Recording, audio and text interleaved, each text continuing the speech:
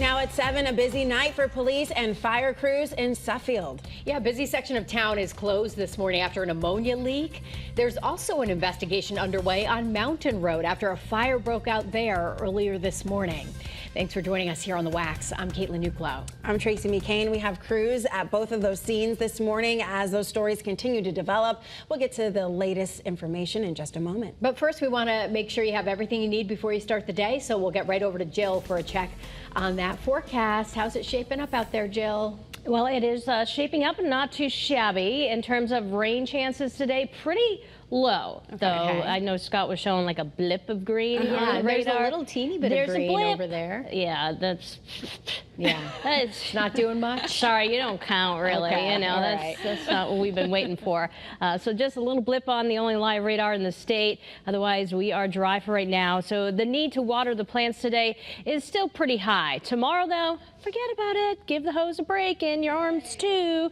And then Friday, we're back to needing to water. Depending on how much you get, though, you might not have to water for Friday too. Hey, 2 days in a row without having to water, wouldn't that be nice? All right, 56 degrees right now in Hartford, 56 in Putnam, 57 in Meriden. The flow coming in from that east-northeasterly direction has been eating away with any of those rain chances. So if you headed out for a walk this morning, no worries for rain, and really throughout most of today, we're not going to be dealing with much in the way of any rain. Now tonight, a few showers could develop, but tomorrow is going to be our higher chance for rain. We'll break down the timing of that for you coming up a little later in your first alert forecast. Caitlin, how's traffic looking? All right, Jill, good morning. A majority of the state actually looking pretty typical for this time here, 7:02 on your Wednesday. If you're getting ready to head out the door, we've got some typical delays. Not really actually doing too bad, though. 84 eastbound heading in towards Hartford.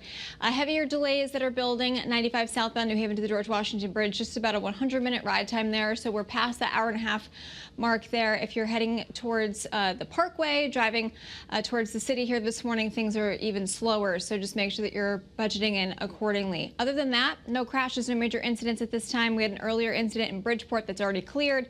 It popped up and it cleared very quickly. Daytime construction work doesn't pick up until about 8:30, 9 o'clock this morning as we're taking a live look here in Hartford, here in Middletown, Waterbury, and in Meriden. I'm Caitlin Francis with your Connecticut Chevy First Alert Traffic Report driven by your Connecticut Chevy dealers. All right, now to the breaking news we're on top of in Suffield. Multiple crews are working to figure out what caused an ammonia leak overnight. It happened at a dairy facility right on Route 59 at Hood, and that road has been closed for several hours now. Channel 3 Eyewitness News reporter Olivia Schuler live at the scene with the latest. Olivia, what are the updates? Caitlin and Tracy, Suffield Police Department tells us there are no injuries after they were called out to an ammonia leak here at HP Hood around 1 o'clock this morning. Now, if you're unfamiliar with HP Hood, it's a very large factory for dairy products, anything from milk to cheese to any product that you can think of that produces dairy. Now, take a look at some of this video on your screen right now. Our news photographer shot this earlier this morning. You can see a large police presence as well as fire response. The Suffield Fire Department as well as mutual aid from Windsor Locks and Enfield are working the scene.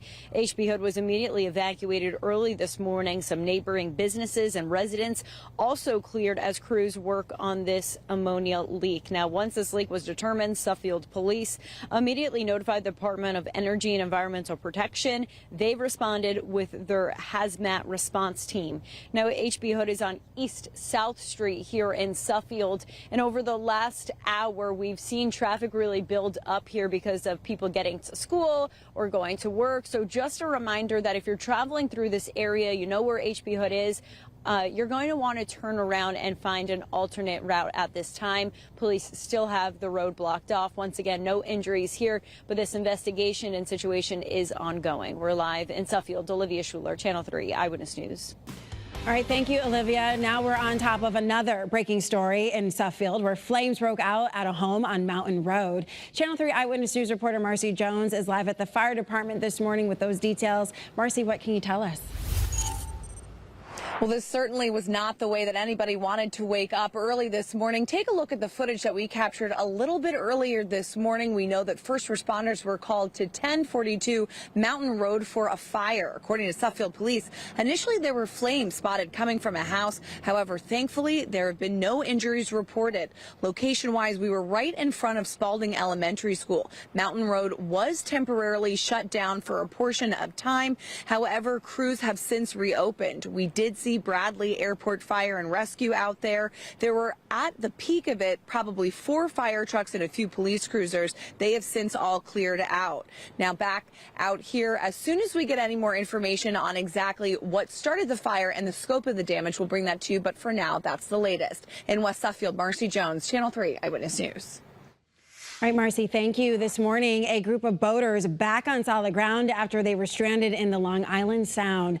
We're told that boat was offshore in East Haven when it lost power and began taking on water last night.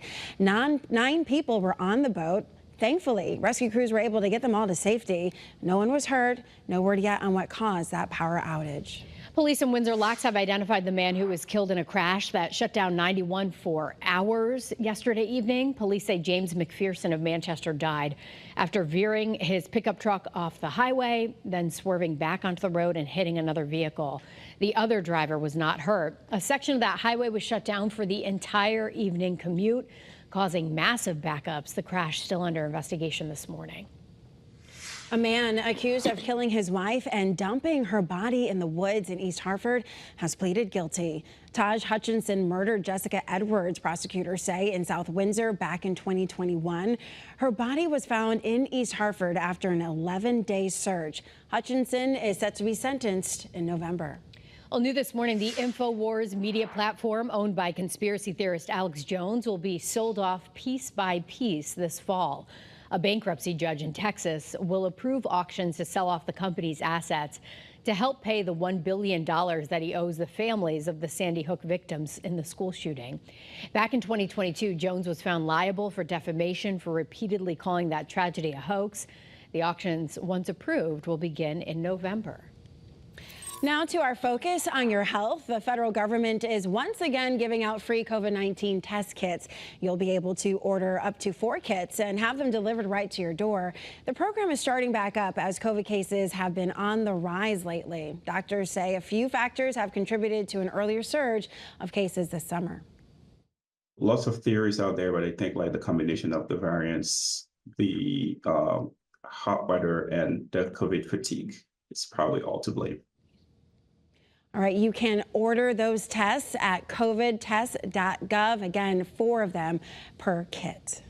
The future of the Enfield Mall is up in the air this morning after a plan to demolish and improve it was not approved by the state.